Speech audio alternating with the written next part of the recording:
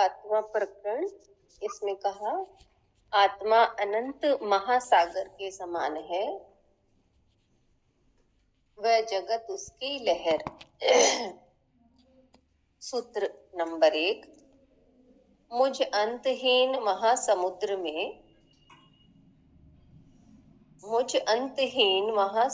में विश्व रूपी नाव अपनी ही प्रकृत वायु से इधर उधर डोलती है। मुझे असहिष्णुता नहीं है। इसमें बता रहे हैं, पूर्व अध्याय में जनक कहते हैं कि यह विश्व अपनी स्वाभाविक गति से चल रहा है। मेरे ज्ञानी हो जाने से विश्व की गति में कोई परिवर्तन नहीं आ गया, बल्कि मेरी दृष्टि बदल गई। जिससे पहले मैं उसमें लिप्त था, उसकी गति से प्रभावित था, किंतु अब मैं साक्षी होकर, दृष्टा होकर देख रहा हूँ। अब मैं उससे प्रभावित नहीं हो रहा हूँ। इससे मेरे में त्याग, ग्रहण और लय के विचार ही नहीं उठते। मैं आत्म स्वरूप हो गया हूँ, फिर ये विचार किसके उठे? विचार मात्र मन के हैं, आत्मा में कोई विचार नहीं है। इसी क्रम में वे आगे इस सूत्र में अपनी मुक्तावस्था का वर्णन करते हैं कि मैं आत्मा हूँ, जो उस अंतहीन समुद्र के समान है। इसमें यह विश्व रूपी नाव अपनी प्रकृत वायु से इधर उधर डोलती है। कोई दूसरा इस वायु को नहीं चलाता, किंतु मैं तटस्थ होकर, साक्षी होकर इसे देख रहा हूँ। मुझे असहिष्णुता नहीं है।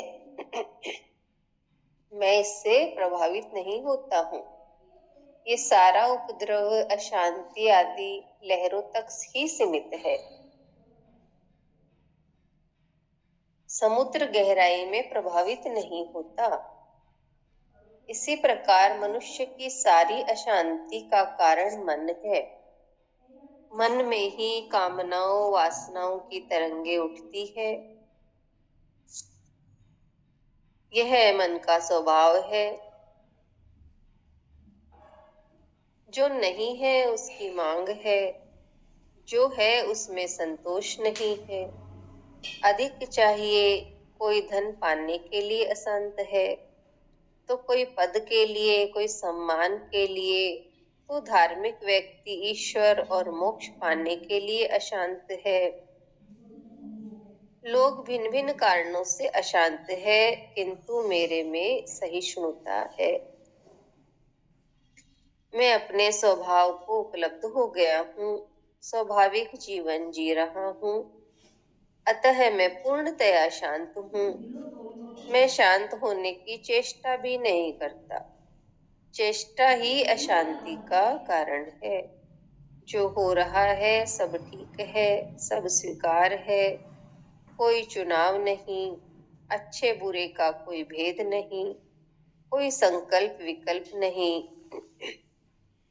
न मैं हिंसक हूँ, न अहिंसक बनने का प्रयत्न करता हूँ। न संसार छोड़ा, न संन्यास ग्रहण किया, न पश्चाताप करता हूँ, न क्षमा याचना, न त्याग का आग्रह है, न ग्रहण का। यही आत्मा का स्वभाव है और उसमें स्थित हुआ शांत हूँ। इतना ही है।